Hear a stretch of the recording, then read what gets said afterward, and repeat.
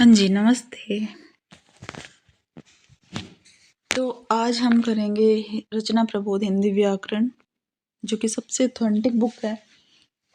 ये एग्ज़ाम्स की अभी जो भी एग्ज़ाम होने जिनमें भी हिंदी आएगी उन सब में बहुत इम्पोर्टेंट रोल अदा करेगी। तो मैं बहुत बिना मतलब कि आलतू फालतू की बातें किए बिना बहुत ही ईजी वे में, और जो ऐसे इसमें लिखा हुआ है बहुत ही आसान और सिंपल लैंग्वेज में आपको समझाऊंगी। फर्स्ट ग्रेड, सेकंड ग्रेड, रीट सभी वैकेंसीज के लिए बहुत इंपॉर्टेंट है ये क्लास। तो अगर आपने इसका पहले वाला वीडियो नहीं देखा तो प्लेलिस्ट में जाके आप ढूंढिए, आपको मिल जाएगा। तो हम पहले स्वर संधि कर चुके हैं, जिसका स्वर से स्वर के साथ मेल होता था। अब व्यंजन संधि है। व्यंजन संधि जो है ना, व्यंजन का व्यंजन से मेल होगा, या व्यंजन का स्वर से भी मेल हो सकता है और स्वर का व्यंजन से मेल हो सकता है। ठीक है।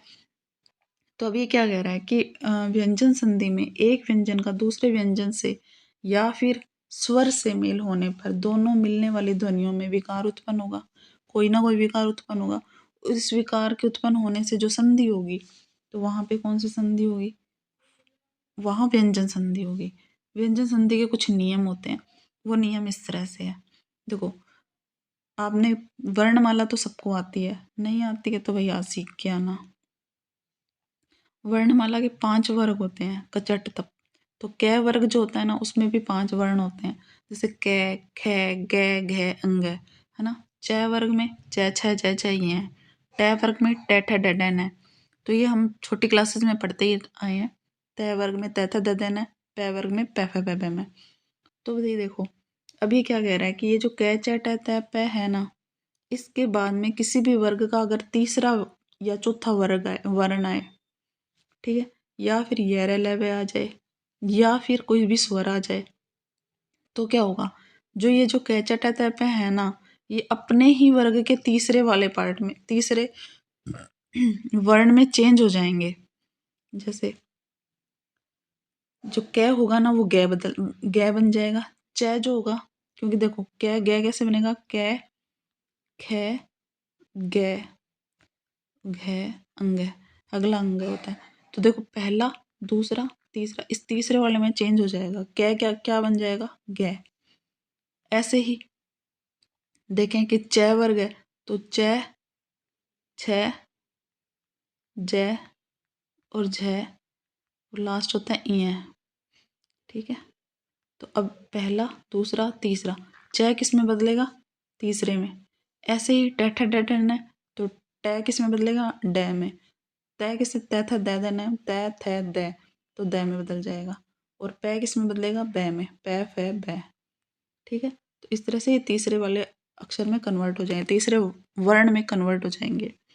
तो देखिए उदाहरण, देखिए ये उदाहरण जो होते हैं ना, इनको थोड़ा सा ध्यान से देख लीजिए। यही उदाहरण एग्जाम में रिपीट होते हैं।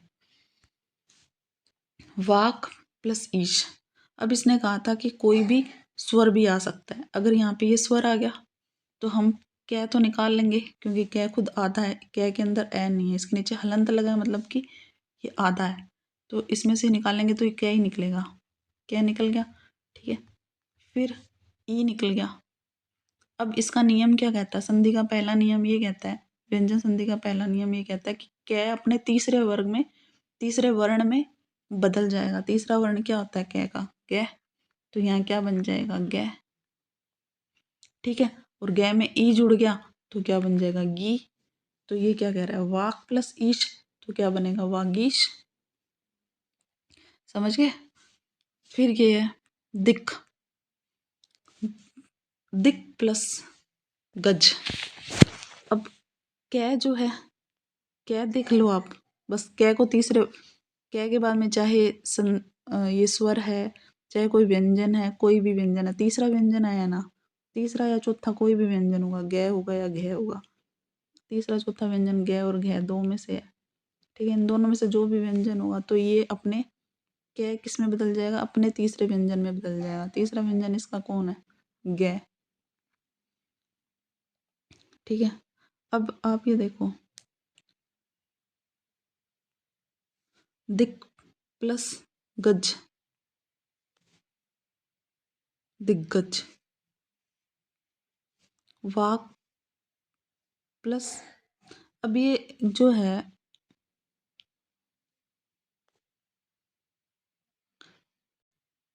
देखो ये जो दिक प्लस गज है ना, अब इसको देखो, दी तो है, ऐसा ही रहने तो लास्ट वाला भी ऐसे रहने, प्लस के इधर वाला, ये प्लस सभी नहीं बोलते, इसको घन बोलते हैं।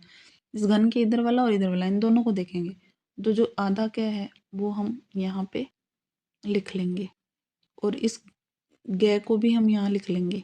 अब जो ये कै है ना, ये किस में चेंज होएगा, गे में चेंज होगा। अब यहाँ पे हमें कोई स्वर तो मिला नहीं, ये व्यंजन ही है, तो ये व्यंजन तो एज इट इज ही रहेगा, ठीक है।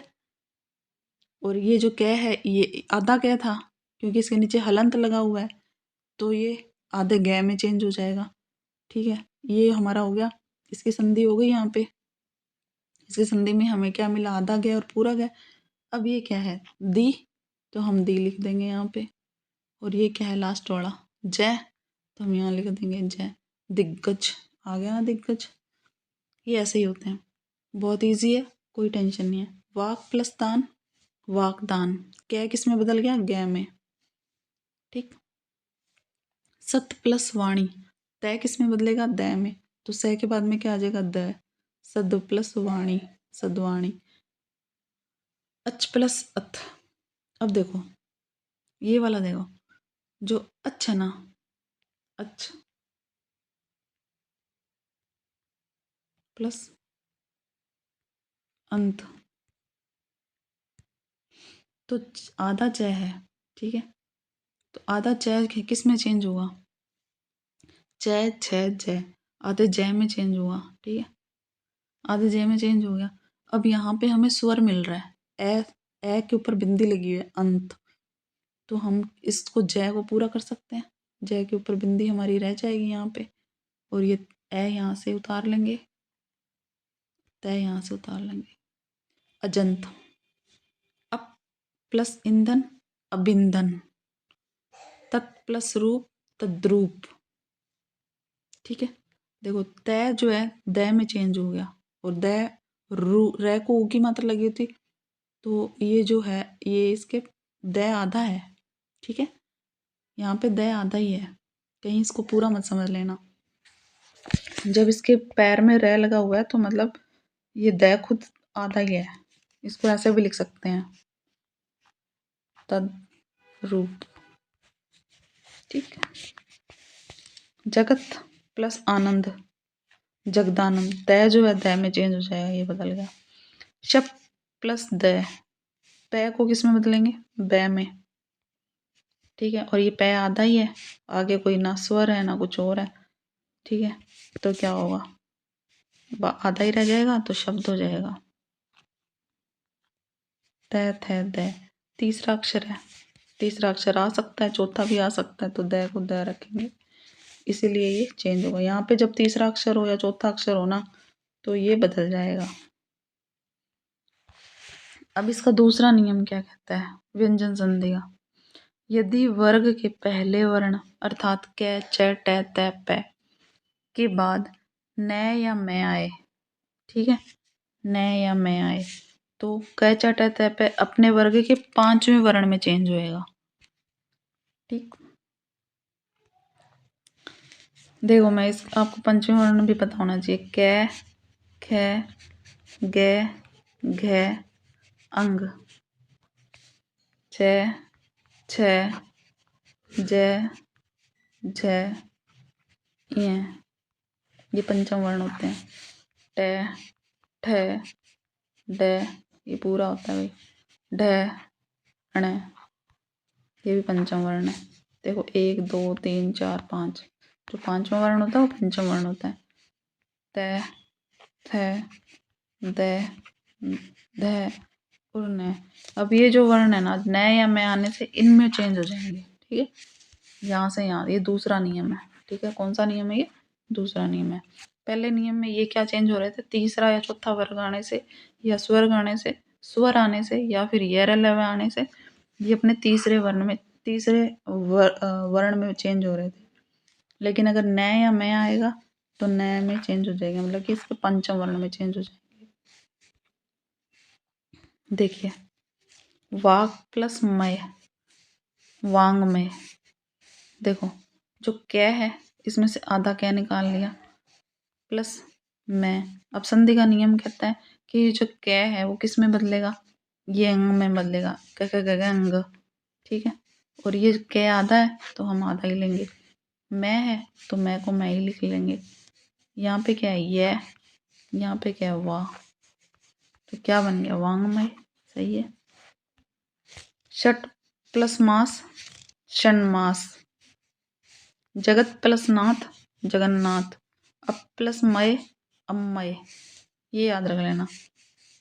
ये देखो पै, पै के बाद में मैं, पै पै के बाद में मैं है, जब भी मैं आ रहा है या मैं को आप पंचम वर्ण ही लो ना, पै पै पै में पंचम वर्ण आएगा तो पंचम वर्ण में बदलेगा, ठीक है। तीसरा नियम है, मैं के बाद यदि कोई स्पर्श व्यंजन आए तो मैं जुड़ने वाले वर्ण के वर्ग को पंचम वर्ण या अनुस्वार हो जाता है, ठीक है। देखो ये बहुत इजी है, ये जो मैं है ना, मैं के बाद में कोई भी स्पर्श व्यंजन आए, स्पर्श व्यंजन वही होंगे क्या क्या गंगे ट कैसे लेकर वो 25 वर्ण 25 व्यंजन जो होते हैं कैसे लेकर मैं तक, वो सारे स्पर्श व्यंजन ही होते हैं, ठीक है। अब इसमें बहुत ईजी है, इसमें तो कुछ करना ही नहीं, जो ये मैं है ना इसको अनुस्वार बना दो, जैसे कि अहम प्लस कार, तो ये जो मैं आधा मैं है ये क्या बन जाएगा ए है, ये जो मैं था आधा यहाँ पे वो बन गया अनुस्वार कार, ठीक। वैसे किम प्लस चित किंचित, सम प्लस गम संगम, सम प्लस तोष संतोष, ये जो मैं है ये अनुस्वार में पंचम वर्ण में, अपने ही पंचम वर्ण में देखो बदल जाएगा।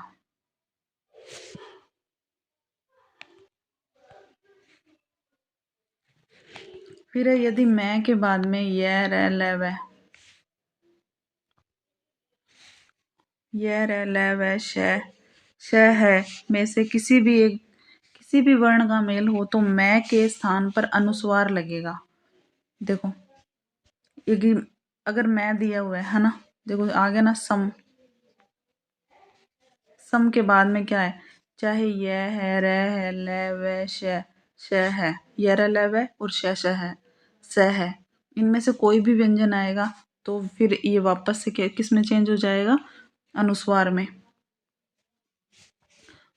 सेम पहले वाले की थर्ड जो नियम था उसी के जैसे ही है, सम प्लस योग तो क्या बन जाएगा संयोग, स मैं जो है अनुस्वार में बदल जाएगा, ठीक है, और योग संयोग। ऐसे ही सम प्लस रचना तो स मैं जो है इसमें अनुस्वार में बदल जाएगा और रचना का रचना संरचना, सम प्लस वाद संवाद।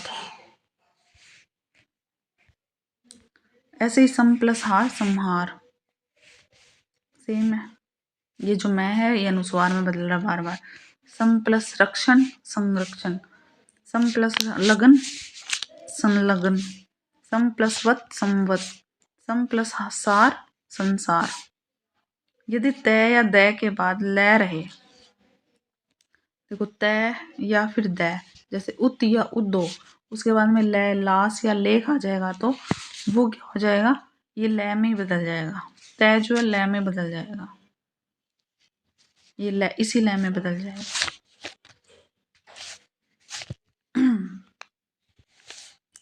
उत प्लस लास जो तय है, देखो उत प्लस लास, अब क्या होगा, ये ऊ तो ये जो तय है ना आधा, ये आधे वाला तय इस आगे ल है तो ल में ल ही बन जाएगा, मतलब ये आधा ल बन जाएगा और ये ल पूरा ही आएगा, आगे मात्रा उल्लास,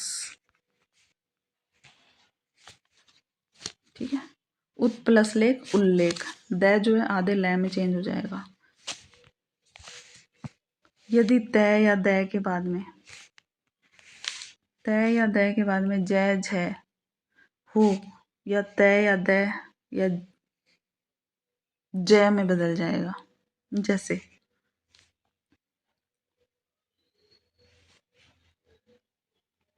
इसके बाद में जय या जय कुछ भी होगा ना तो ये जय में बदलेगा, जैसे सत प्लस जन सज्जन, उद प्लस झट्टिका उज्झट्टिका। अब यहाँ पे ये मत कर देना कि आधा जय नहीं बनेगा, ये जय ही बनेगा, ध्यान रखना। यदि तय या दय के बाद में श हो तो तय या दय का च और श का छ हो जाएगा। च का तो दय का तो छ बन जाएगा, तय या दय जो है वो तो छ बन जाएंगे और जो श होगा वो छ बन जाएगा। ठीक है, तय या दय क्या बनेंगे, छ, और श क्या बनेगा, छ। तो उद प्लस वास, देखो दय आया तो दय क्या बनेगा, च बनेगा। तो देखो यहाँ देखिए, उद प्लस श्वास। ठीक है, तो जो उ, ये जो आधा उ तो रहेगा ही रहेगा। अगला अक्षर देखो द है, द किस में बदलेगा, आधे च में। ठीक है, और जो श है वो किस में बदलेगा, छ में। ठीक है, ये आधा है, ये भी आधा है, दोनों आधे हैं, इनमें स्वर ही नहीं है तो फिर ये दोनों आधे हैं। इनके जो ये बदलेंगे तो आधे स्वर में, आधे व्यंजन में ही बदलेंगे, और वास का वास रहेगा, उच्छ्वास। ठीक, ऐसे ही प्लस शिष्ट, ये देखो द जो है ऊ तो रहेगा, ये जो द है ये आधे च में बदल जाएगा, और शी है ये किस में बदलेगा, आधे छी में। आधे छी में नहीं, क्योंकि इसमें ई की मात्रा है तो ये स्वर मिला हुआ है इसमें, तो ये पूरा ही रहेगा, छी आधा श और ट, उच्चिष्ट। सत प्लस शास्त्र सत्शास्त्र। यदि तय या दय के बाद में च या छ हो तो तय या दय का च हो जाता है। अब इन दोनों के बाद में क्या होगा, च या छ होगा ना, तो क्या होगा, तय या दय किस में बदलेगा, च में बदलेगा। तय या दय तो हर बार च में ही बदल रहा है। ठीक है, प्लस चारण च ही है तो च में, द जो है च में बदल जाएगा, उच्चारण। सत प्लस चरित्र सच्चरित्र। ठीक है, अब सद चरित्र मत कर देना, तय द में नहीं बदलेगा, तय च में ही बदलेगा, और द भी च में ही बदलेगा। तय या दय के बाद में है हो तो तय या दय के स्थान पे द। अब यहाँ पे थोड़ा चेंज है, अगर द हो, अगर तय या दय के बाद में है हो ना, तो तय दय के स्थान पे क्या हो जाएगा, द हो जाएगा। है होगा तो द होगा, अदरवाइज च ही रहेगा, और है के स्थान पर क्या हो जाएगा, ध। ये देखो थोड़ा सा इंटरेस्टिंग है ये। तत् प्लस हित है, जो आधा द था ना वो किस में बदलेगा, ये बदलेगा आधे द में।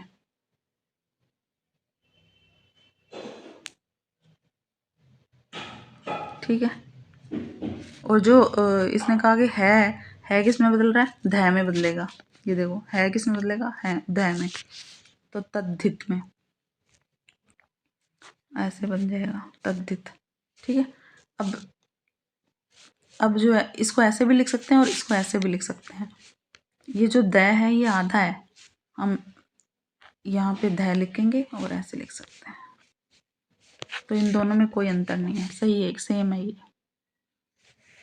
तो इसको समझना, जो यहाँ पे जो द है ये आधा है। जब भी द के पैर में कुछ लिखा होता है तो वो जो लिखा हुआ है वो पूरा है और द आधा है।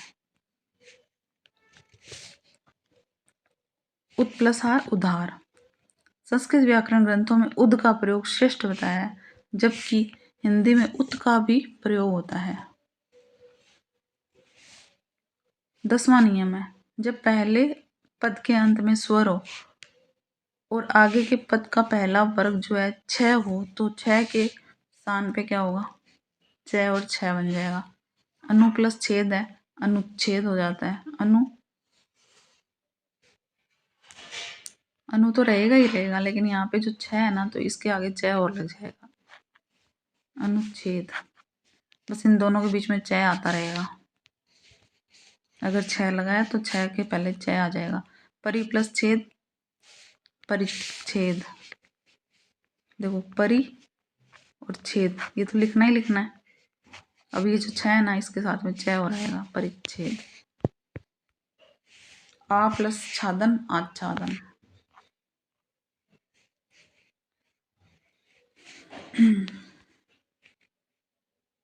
थोड़ी सी हो रहा है, 2 और नियम रह गए। यदि किसी शब्द के अंत में ए या आ छोड़कर किसी अन्य स्वर, कोई अन्य स्वर आए या दूसरे शब्द के आरंभ से स हो, तो स के स्थान पे क्या हो जाएगा, श हो जाएगा। ठीक है। अभी प्लस सेक है तो अभी प्लस शेक हो जाएगा, ये बन जाएगा। वी प्लस सम है तो विषम हो जाएगा, ये वाला श आ जाएगा। नी प्लस सिद्ध है तो स जो है श में चेंज हो रहा है बार बार, निषिद्ध। सु प्लस सुप्ति है तो सुषुप्ति। ऐसे ही री, र और श के बाद में अगर कोई स्वर क वर्गीय या पै वर्गीय वर्ण, अनुस्वार या फिर यह वह है में से कोई भी वर्ण आए तो अंत में आने वाले न का क्या हो जाएगा, ण हो जाएगा। जो लास्ट वाला न है ना, अगर कहीं पे भी री, र और श आते हैं ना, ठीक है, और कोई भी स्वर के जब कोई स्वर कोई क वर्ग या पै वर्ग से आए, ठीक है, या फिर यह वह और है हो, तो फिर ना मतलब इसका जो लास्ट वाला न होगा ना, बस वो न में बदल जाएगा। इसका सबसे श्रेष्ठ उदाहरण रामायण है। राम प्लस अयन, अयन क्या बनता है, रामायण। रा में आ जुड़ गया, माँ, यह और न क्या हो जाएगा, क्योंकि इसमें यहाँ र है इसलिए न हो जाएगा। इसको याद रख लेना, बाकी अपने आप याद आ जाएंगे। रामायण। प्र प्लस मान प्रमाण। प्रमाण तो नहीं होता ना, प्रमाण होता है, प्रमाण। बुश प्लस अन भूषण। तो ये हो गई हमारी व्यंजन संधि। अब बची है विसर्ग संधि, तो हम इसको कल करेंगे। Thank you.